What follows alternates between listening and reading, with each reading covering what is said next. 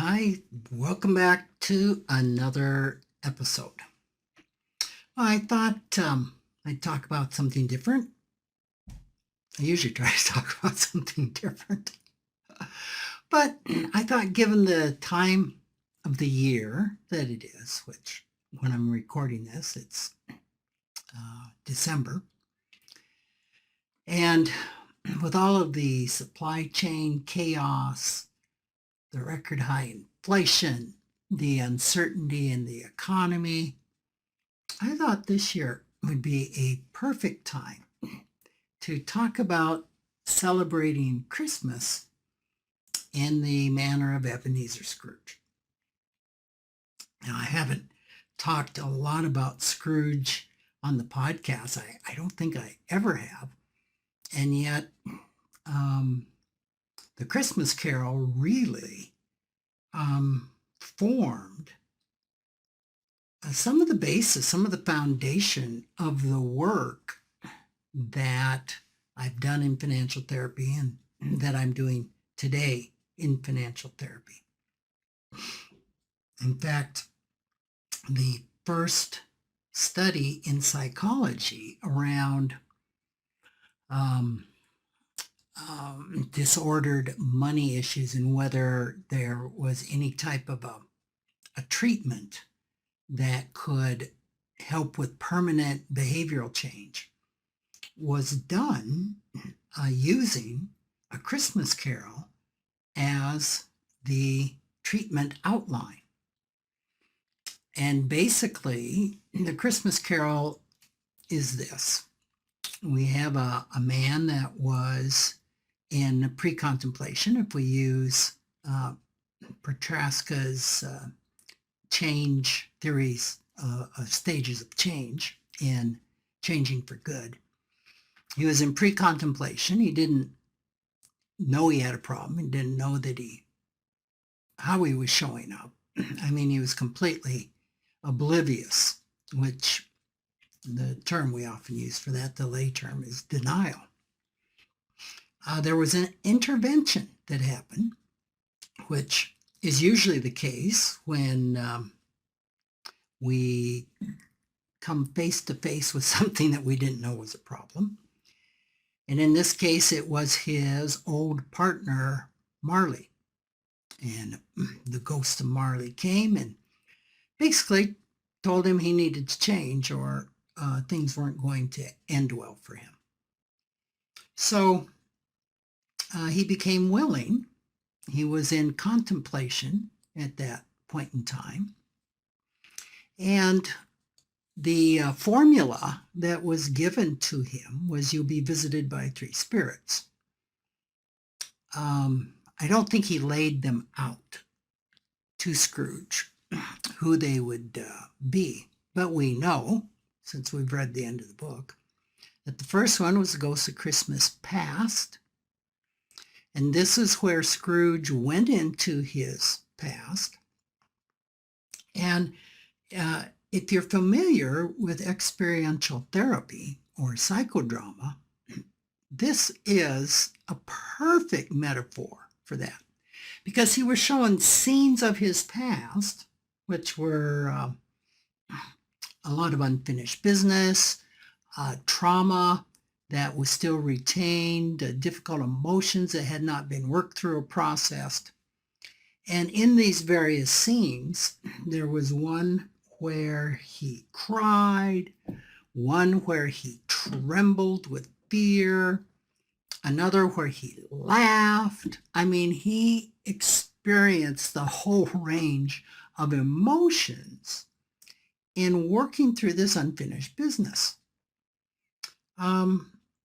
So at the end of this, there is a second ghost, and you can think of these ghosts really as guides, right?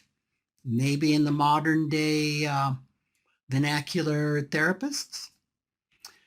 So the ghost of Christmas present showed up, and he modeled authenticity and abundance, and he helped Scrooge see how things were.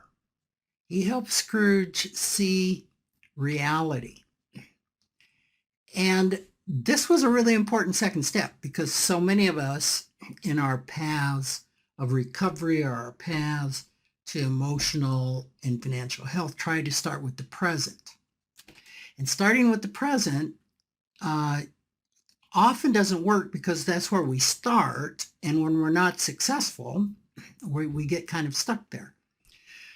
So it's really important to go into the past so we can be present, so we can be in the present.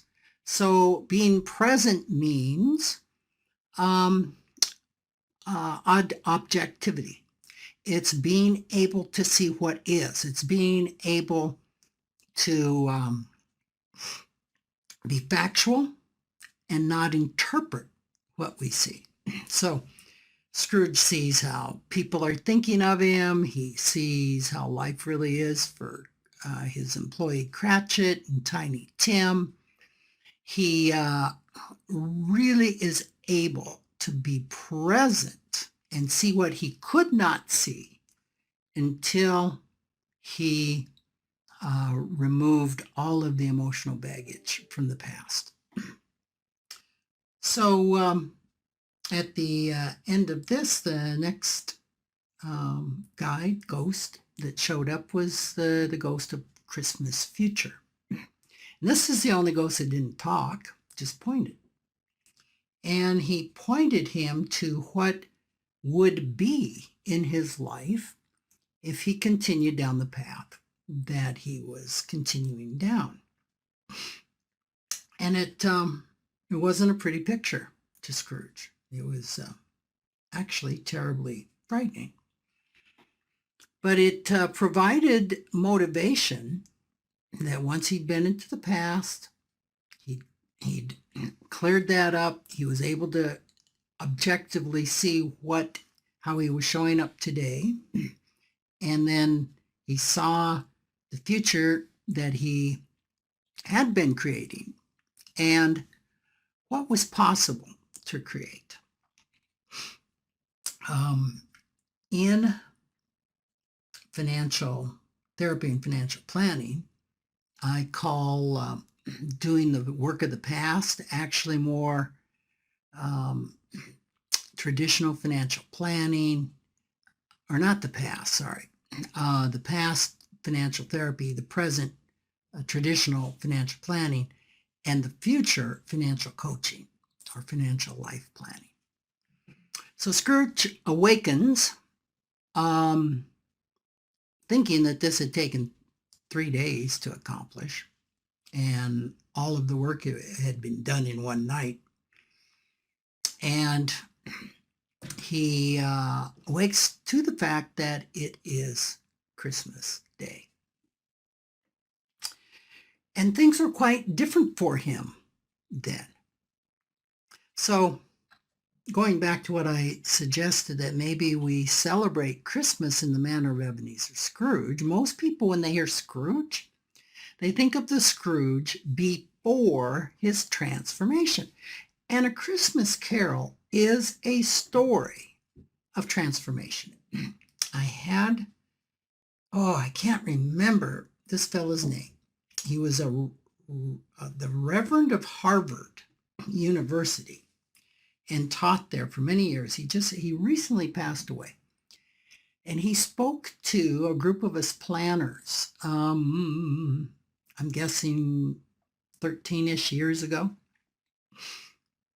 And I remember as he began to address the conference, he said, I picked up this book at the table in the back.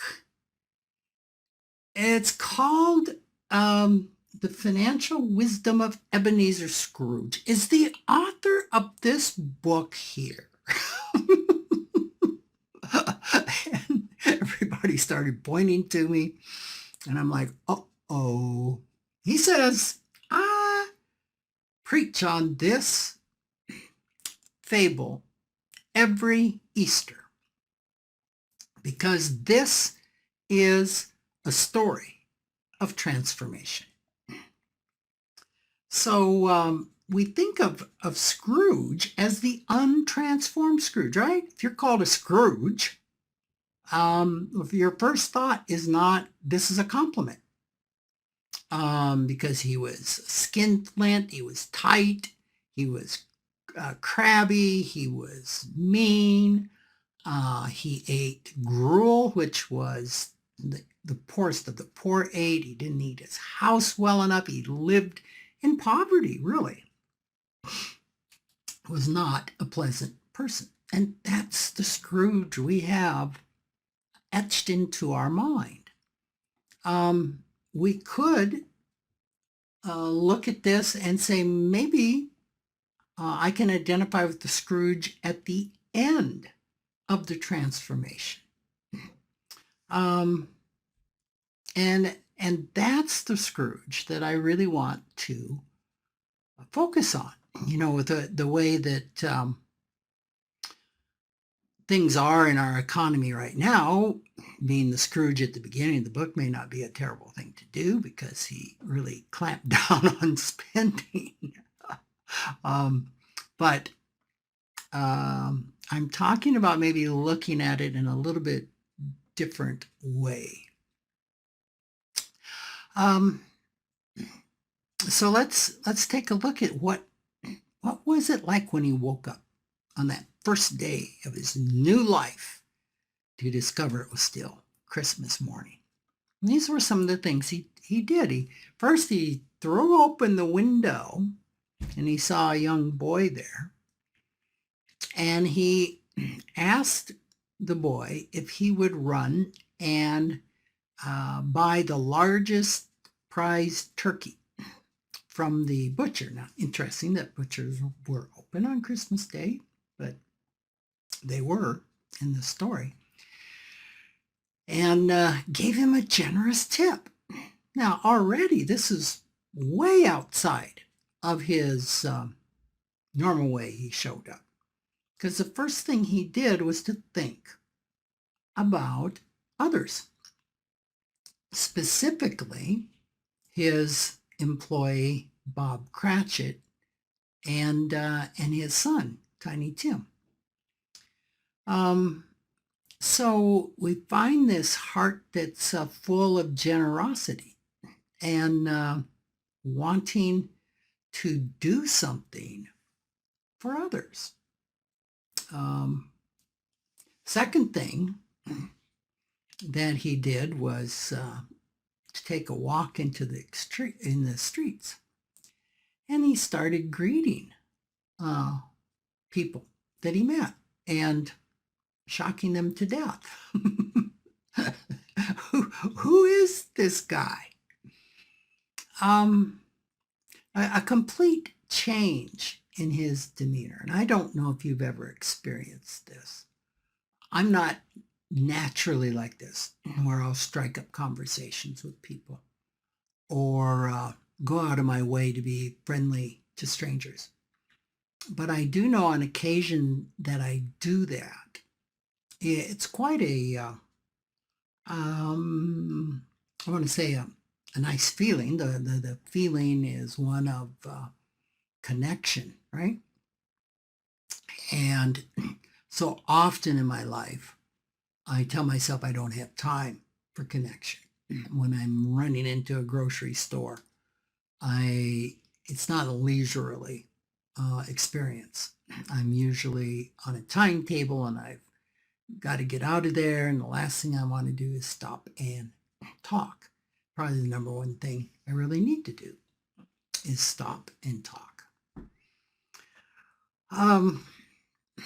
He then promised to give a generous gift to the charity, who the day before he'd turn away their representatives with pretty harsh words, saying basically he pays his taxes and that's enough, because the debtors' prisons help people survive that couldn't pay their debts with tax money. Another thing that the book says happened is that he went to church. which was very unusual for Scrooge. Then he went to his nephew's house, Fred, who in the story, there are two characters in the story. This is actually a test question in my GGU course. So if you ever take it, I'm going to give it away. But one of the questions is, who were the most functional, healthy people around money in the story of Christmas Carol? And the answer is Fred, his cousin, and Fezziwig, his former employer. They had the most healthy views on money. So he went to his nephew's house for Christmas because he was invited the day before, right? He turned it down. Bah, humbug. You do Christmas your way, I'll do Christmas my way. And he was a little bit timid. He said, "Would you let me in, Fred?" And what type of welcome did he get? He got a really warm welcome. And he participated fully in all of the activities and the games that they played and all of the festivities of the day. So what we're seeing here is a lot of connection that was happening. Now, the next day at work, he increased his employee Bob Cratchit's salary, began to treat him as a respected employee and not a servant. And Scrooge began to use his own resources to live more comfortably, which I find really fascinating. We've talked, I know, on the podcast about those that are underspenders, right?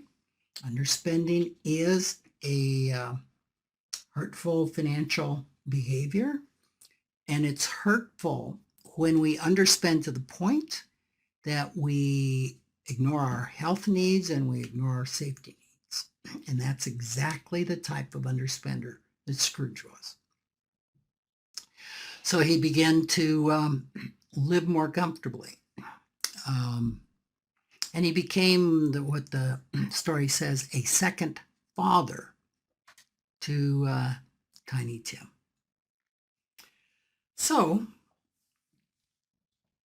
what happened is that it's true that after the visits from the spirits, Scrooge ended up spending more money than he had done before. And both during Christmas and during the rest of the year, especially in upgrading his personal expenses on himself. So is that what I'm suggesting? That we spend more money this Christmas? Well, no. I mean, maybe. Kind of is one of those depends answers.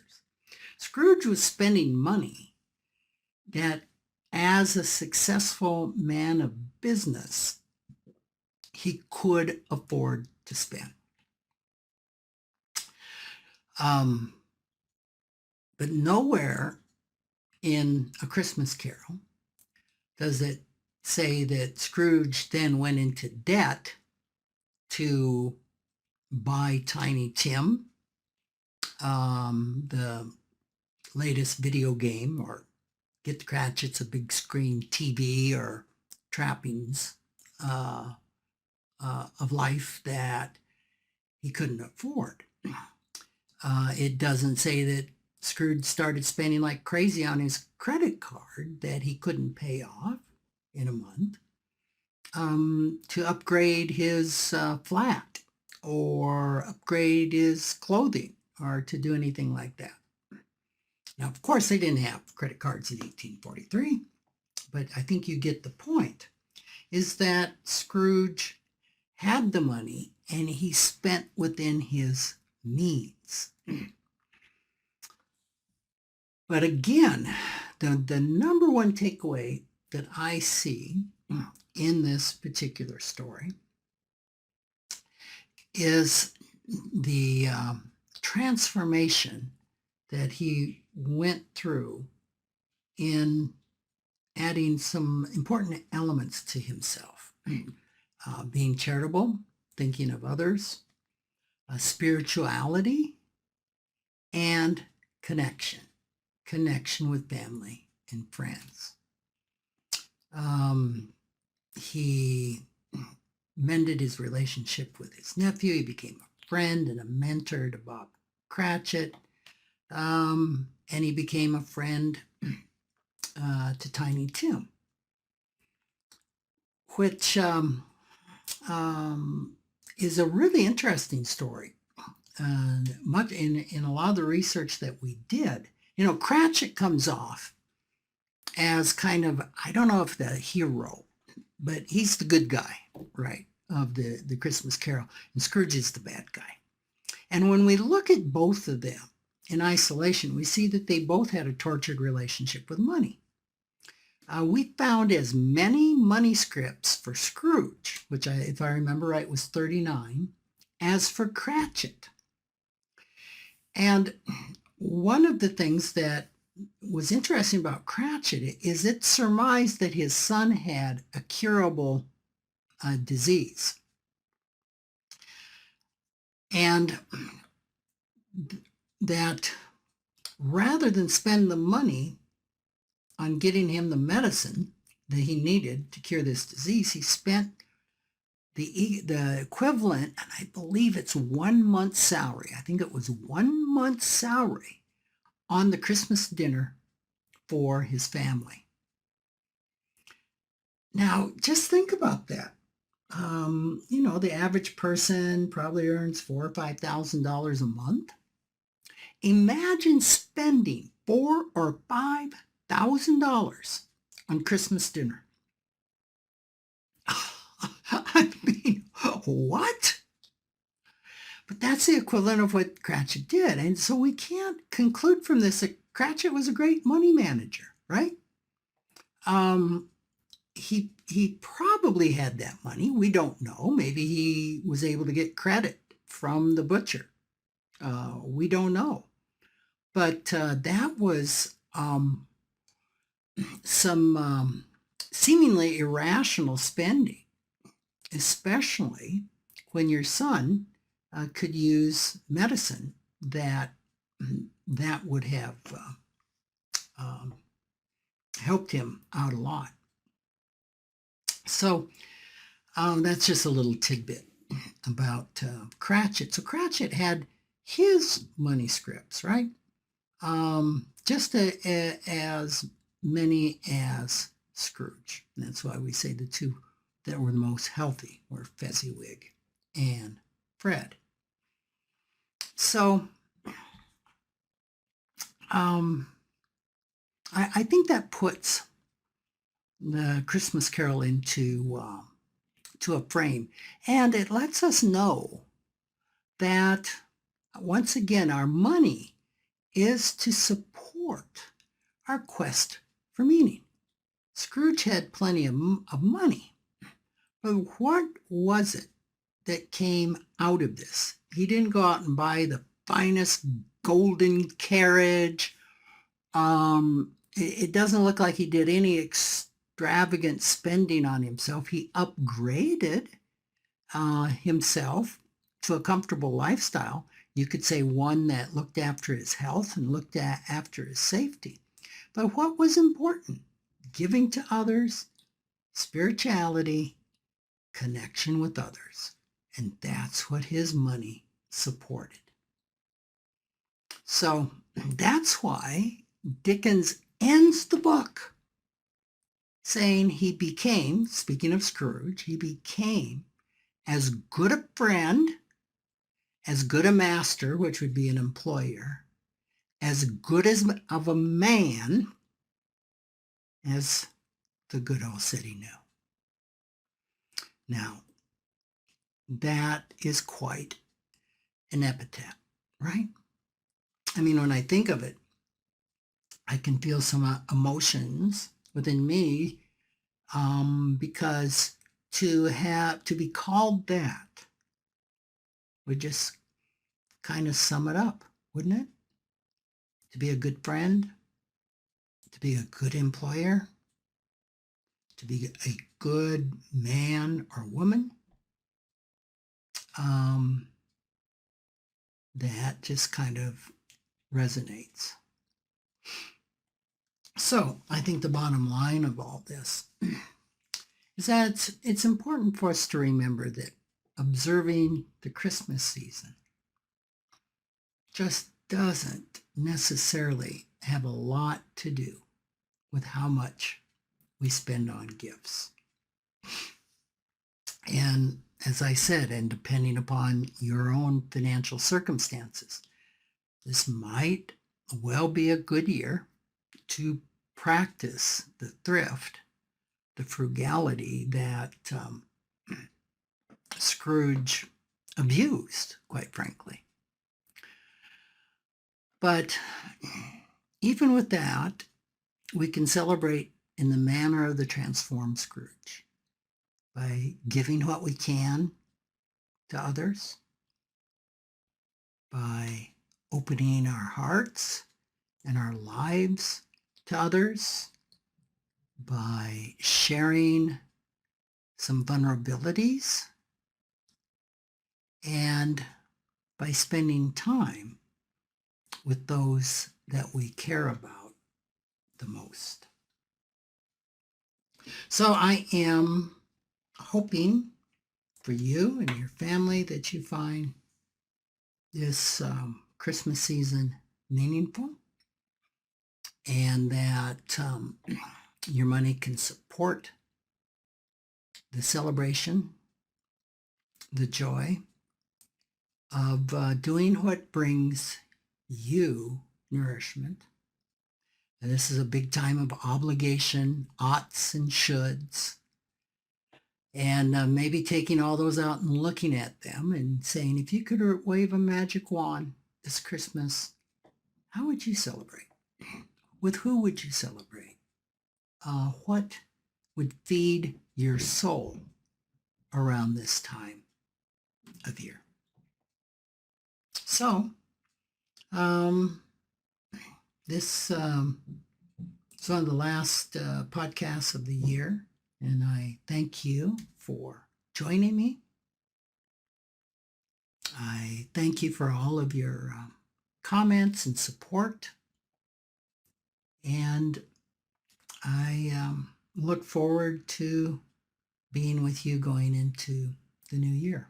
So with that, as Tiny Tim said at the very end of A Christmas Carol, God bless us, everyone. Take care.